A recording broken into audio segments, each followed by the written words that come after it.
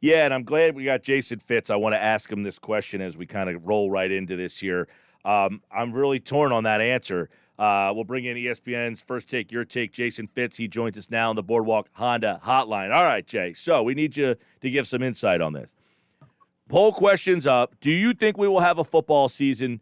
Yes, it will start on time. No, or yes, but it won't start on time. So far, it's 37% yes, start on time, 36% say no, and 26% say yes, but it won't start on time. Where are you right now?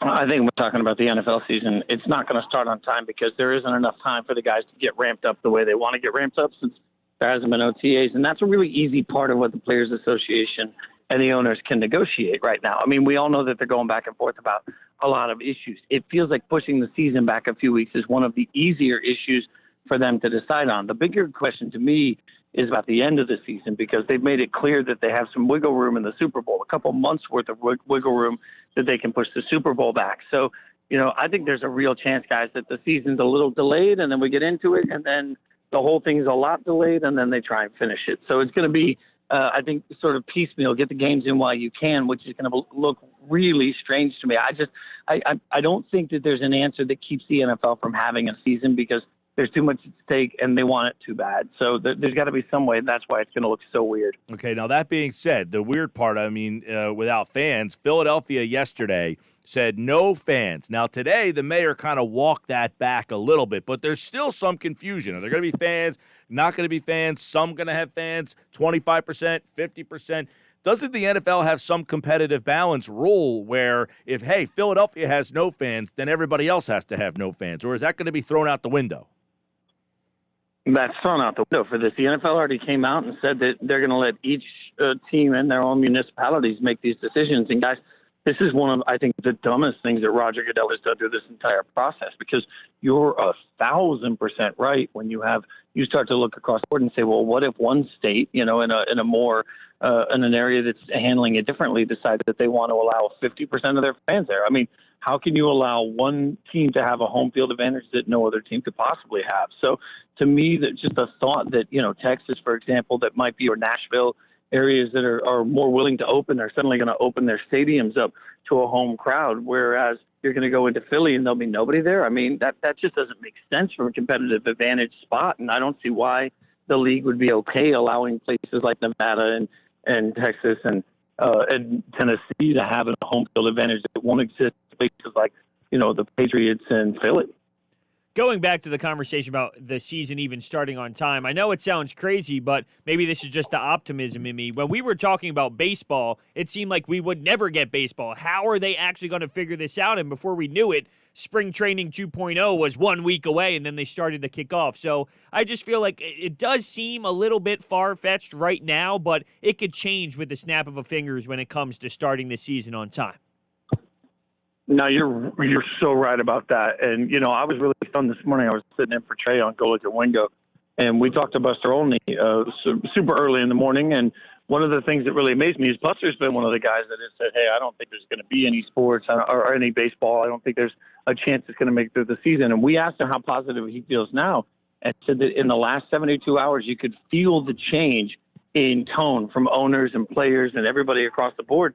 And now he feels more confident than ever about it. So, you're exactly right. As somebody drives by, I'm sorry, with really loud speakers, you're 1,000% right that, realistically what you've got is a situation where we're veering every day to the day, which is what we should be doing and why it's important that we wait as long to make any decisions as possible. Jason Fitz, host of First Take, Your Take. He's filling in on the morning show here on 97.3 ESPN. You hear him all over the place, of course, and every weekday, Wednesday with us here on the Sports Bash. Now, here locally, Fitz, Ben Simmons was in a video with the Sixers, made by the Sixers, making a three, calmly catching and shooting a three on the wing. Should we be excited, or is it just, okay, I've seen this before?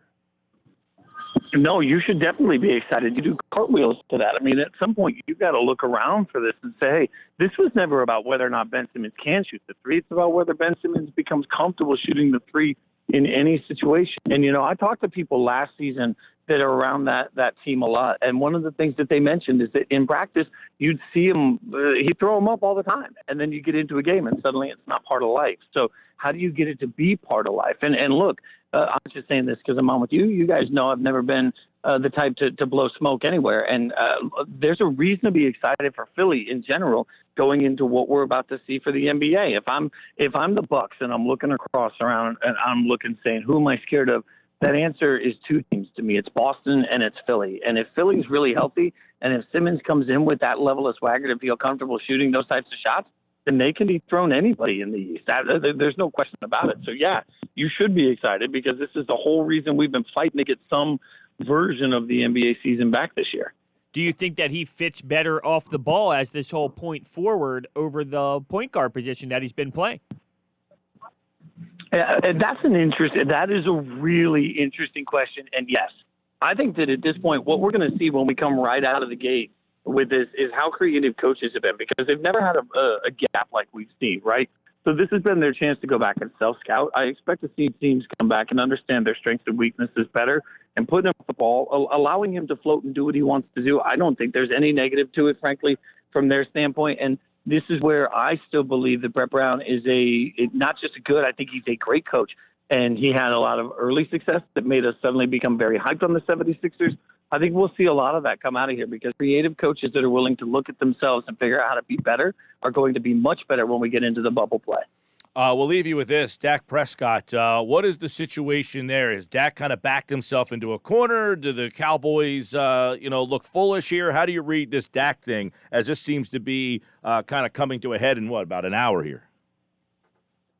Yeah, I'm stunned. I mean, guys, I'm really stunned because all reports were that the Cowboys wanted it for 5 years and he wants 4 years. He wants to get back to the market. But to think that you have a team that's talented enough to compete for a Super Bowl, and I believe on paper that the Cowboys are that talented, for them to step back and then suddenly decide that the one spot that they're going to play this game with is the quarterback position. I mean, what are they going to do? This is what everybody forgets.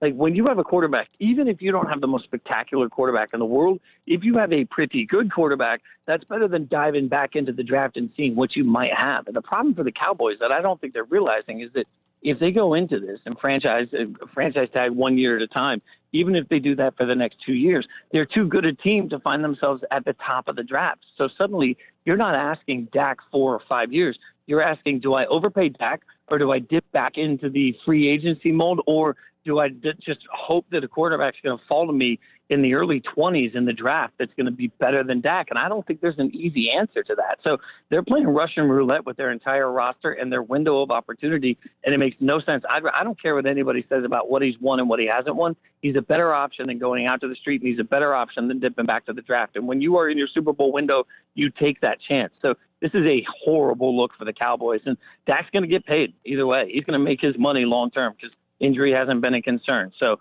I think Dak's going to turn out of this a long-term financial winner in a very, very big way, and the Cowboys are going to be looking like fools when they're stuck with a quarterback that isn't a good solution.